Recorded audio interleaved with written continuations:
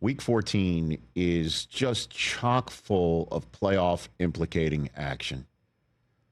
And every single week, it ratchets up now.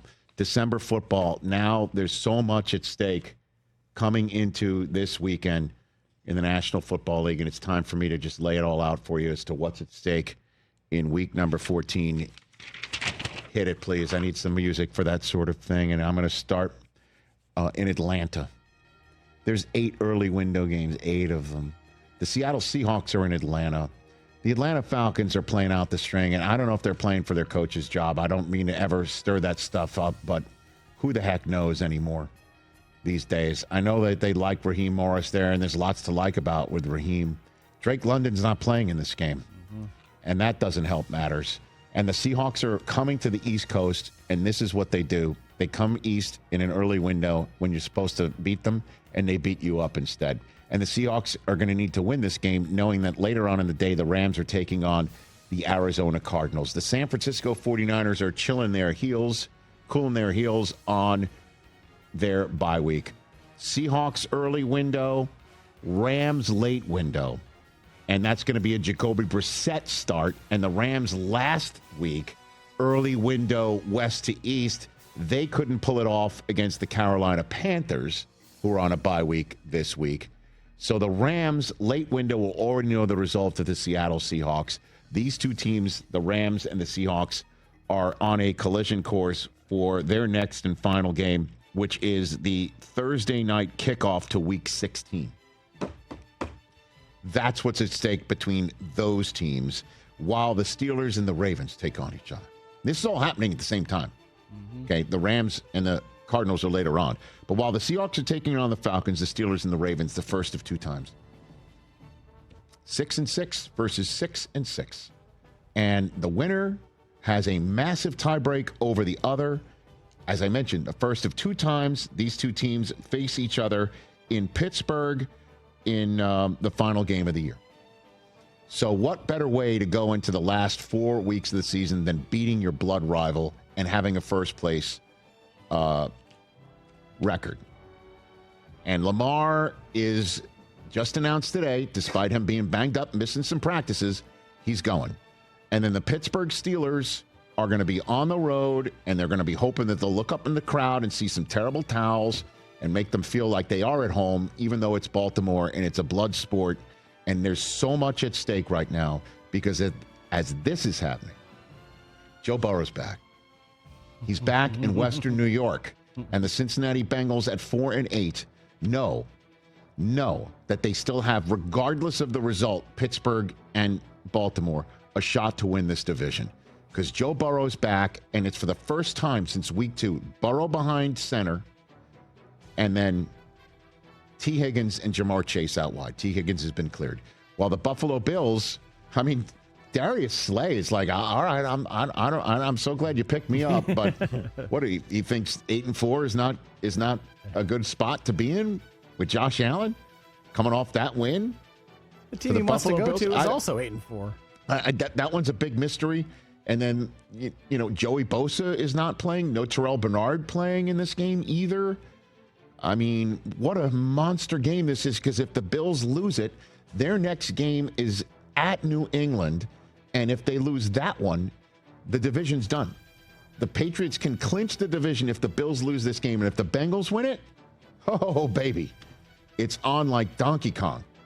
So there is so much at stake for both teams. The season's over if the Bills win this for Cincinnati. I can at least say that, even though I've been saying the season is not over.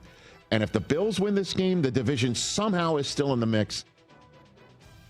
But the Bengals win this game, then they go home. It'll be Burrow's first home game since week 2. And it'll be against Baltimore for them to try and sweep the Ravens. That's a massive game that's at stake there. And while this is happening, the AFC South has a massive game between the Colts and the Jaguars. The Colts, who lost at home last week to the Texans, need to win this game in order to have a shot at their division, one would think. Because they already lost one at home to the Texans. They haven't played the Jaguars at home yet either. The Jaguars would love to tell the Colts, not here, not today. No Sauce Gardner, he's out. Jonathan Taylor's got to carry the day here, man. Daniel Jones banged up, nicked up, who knows? The Jaguars are feeling it, and Duval's going to show up in full throat, and the Colts normally don't do very well there in Jacksonville.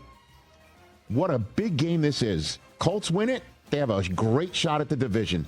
Jaguars win it, and the Colts have got to be wondering what is going on because their next game for them is not easy. They visit Seattle while they're home for San Francisco. Oh, boy. And then they have Jacksonville at home, and then they're at Houston. They've got to win this. They got to win some games now. That would be 3 losses in a row, and Jacksonville has been on a heater since that London game against the Rams. So, except for losing at home to Houston. I mean, losing in Houston, a game that they had pretty much wrapped up. Otherwise, that'd be on a 5-game win streak. That's a massive game. Meanwhile, while that's happening, the Commanders are at the Vikings. And again, I know these teams are out of it, but Jaden Daniels is back. J.J. McCarthy is in. These are games the Commanders haven't won since they were 3-2. They're 3-9. The Vikings need to show something. They need to see a pulse. They need to have J.J. McCarthy stop all this conversation about how they made a massive mistake. He's got 5 games left in which to prove it. That's a big game. The Dolphins and the Jets are taking on each other at the same time. 1 Eastern window. The Jets just surprised the Falcons. The Dolphins win this one. They take on the Steelers next week. They have an opportunity to get back to 500. The Jets would love to stick it to the Dolphins. Remember the Monday night game where the Jets thought that season could still be redeemed? That was the Dolphins' only win while they started 1-6. They're 5-7 now. Here we go. The Dolphins need to win this one because they have some tough games ahead. Meanwhile, while that's happening, you also have the Titans at the Browns. Okay. You've got Shador, another home start. You got Cam Ward coming in. You got the first overall pick taking on a 5th-round selection who thought, or at least many people thought once upon a time could be first overall. Saints at Buccaneers. Bucs not getting Mike Evans back yet. But the Bucs need to win this game, certainly with Carolina on their bye week. That is a big game in division. That's all. I mean, the witching hour is going to be insane. And then you've got late window, the Broncos at the Raiders. The Broncos coming off of that big win on Sunday Night Football. They win this, they would be the 1 seed above the bye-weeking Patriots. Both 11-2 going into the final stretch of the season. While the Raiders at 2-10, they are getting... They need to win in the worst way. I mean, an absolute worst way. Is Max Crosby going to play in this game? You know, the Broncos are hoping that's not the case. I already mentioned Rams and the Cardinals. Bears and Packers, baby. Bears and the Packers are playing each other for the right to be in first place. And this is Ben Johnson's first crack at the Packers. And they're the teams coming in at 9-3. And the Packers are 8-3-1. And they're coming off a win against the Lions. This game is as huge as possibly can get. The Bears are the 1 seed. Can the Rams take the 1 seed back? Can the Eagles take the 1 seed back? Let's pump the brakes a little bit because you got the Texans and the Chiefs on Sunday night. The Chiefs at 6-6. They have to win this game. They have to win out essentially and hope for some great results in order to make the playoffs. Absolutely need to beat the Texans because they already have a tiebreak on the Colts and the Texans. And if the Jaguars win the AFC South, the Chiefs can cash in some of these tiebreaks and take care of business until the Texans beat it. And they can also somehow, some way, just wipe the taste of the last 2 weeks out of their mouths while the Texans have been on a roll. And what better way to say that we are no longer 0-3 and we can not only win this division, we can make a greater run than that if we win the division. And put that card on the table. That's on Sunday Night Football. And then the Eagles come out here to SoFi Stadium. The Chargers want to win this division. They got to keep winning. Justin Herbert with a surgically repaired hand taking on an Eagles team that will not have Jalen Carter, but they will have a home field advantage. And one would think all the fans there won't be booing them every 2 seconds. That's a big-time contest. Certainly with the Cowboys having already lost, they win this. Their magic number to clinch the division is 2 going to the final 4 games of the year.